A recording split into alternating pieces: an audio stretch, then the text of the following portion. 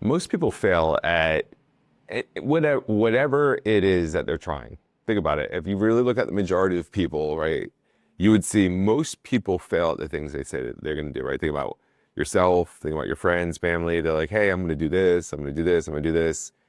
And majority of the time, they don't do it, right? You don't take them serious.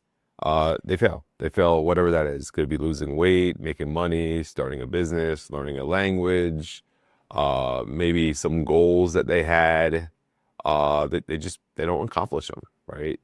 Now, there's very few percentage of people that typically, when they have a goal, they accomplish it. They're like, I'm going to lose weight. Um, maybe they're going to compete in something. Maybe they're going to go on a certain vacation, start a business, buy a car, buy a house, right? The very small percentage of people, when they had these goals, they actually accomplish a very high percentage of the things that they say they're going to do. So, what is the difference? Why can some people fail at a high percentage of the time, and some people actually succeed in a high percentage of the time? And do you think it is more skill? Do you think it's better connections? Do you think it's more money? Do you think it's genetics? Why do you think that is? And for me, I think it's just the people that are winning or succeeding at the things that they set out to do is that they continue to do the same work, the same action items, regardless of how they feel or what the results they're getting. So think about that. How many times you're like, oh, I'm gonna start a business, and you realize working for yourself isn't as easy as you thought. So then you're like, oh, well, maybe this is the wrong business. I'm going to start a different business because this is actually what I wanted to do, right? You start talking yourself into this. Oh, this is what I wanted to do. And you start that business, and then you realize, wow, this isn't what you thought it was either. So what do? You find a different business and you start working on this business. And then you're like, you know what? I'm an entrepreneur. I should be doing 5 different businesses at once because Grant Cardone says I need multiple streams of income. So then you start working on multiple businesses at once. So now you have a lot of businesses that you're failing in all at one time, right? And that is typically, that seems like the norm these days, right? You go on social media, look at somebody's bio in their Facebook or their Instagram, and they have a zillion different businesses that they do, and they're still looking. They're looking for that other opportunity.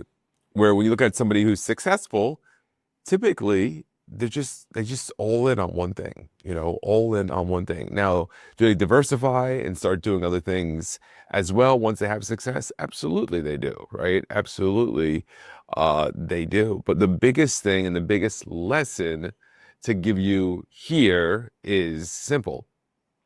If you have a goal, whatever that goal is, follow the plan to reach that goal, regardless of how you feel, regardless of the results that you're getting, regardless of what the naysayers are saying. Ignore the naysayers, and the naysayers aren't going to pay your bills. They don't pay my bills. They're not going to pay your bills. So ignore them and continue just marching forward. A really good example of this is there is a challenge, 75 Hard. If you heard of 75 Hard, so 75 Hard had I think it was 5 things that you had to do: read a book every day, take a progress picture every day. I think it was read 10 pages from the book. It was do 2 workouts. One had to be outdoors.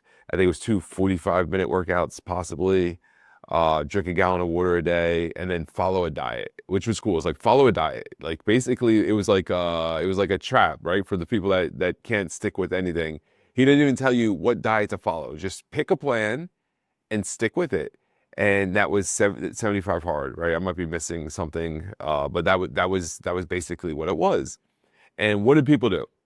Hey, here's a challenge. We call it 75 Hard. Like, oh, that looks good, but I'm going to change it. Instead of doing this, I'm going to do this. I'm going to skip this. I'm going to do this. And then I'll rename it to 75 Soft, right? Perfect example of what people do, right? People want to change and modify things, and they're not going to get results. And then I read the book that goes with 75 Hard, and literally right in the beginning of the book, he talks about This isn't supposed to be modified. It's 75 hard or not. Like it's not modified. The whole point of it is it's more of a mental thing of doing what you're supposed to do because you got to do it for 75 days in a row. It was like having these smaller tasks, right? Anyone could drink water. Anyone could read 10 pages of the book. Anyone could take a progress picture. Anyone could do two 45-minute workouts a day. One could be walking for 45 minutes. One's outside. Anyone could do these things by themselves. But can you do these simple, basic things for 75 days straight? And guess what? That's a huge challenge, very big challenge. Most people can't do it. Heck, I'll be honest. I did 75 hard. It took me a minute to finish it, mostly because I was traveling a lot and trying to get 45-minute workouts when you're on an airport or plane all day were a little hard. And I wasn't willing to work out in the airport like some people were. But the point is that people wanted to change it, right? People want to change what they're doing, the rules, the standards. Is like, hey, let me figure out what works best for me. And listen, if you can figure out what works best for you and you're 100% happy with your life and how everything's going, then that's it. Kudos, you won. But if you're worried about your finances, paying your bills, your relationships, everything in your life is like falling apart and you're still trying to make things to fit the way you should fit, that's when you need to really, really, really rethink that. So I hope you guys saw for this video. I'm on Instagram, Facebook, YouTube. Well, here's YouTube, Facebook, Instagram, TikTok at David Price Official. Shoot me a follow over there. Reach out to me if you need anything. And I also started a Skool community for insurance agents, Skool/insurance. $9 a month. You can basically go there and ask me questions, and I'm going to answer questions for you. So that way you have better access to me if you have some really good questions. You're trying to build a business in the insurance industry. So again, hope everyone has a great day. And remember, never settle.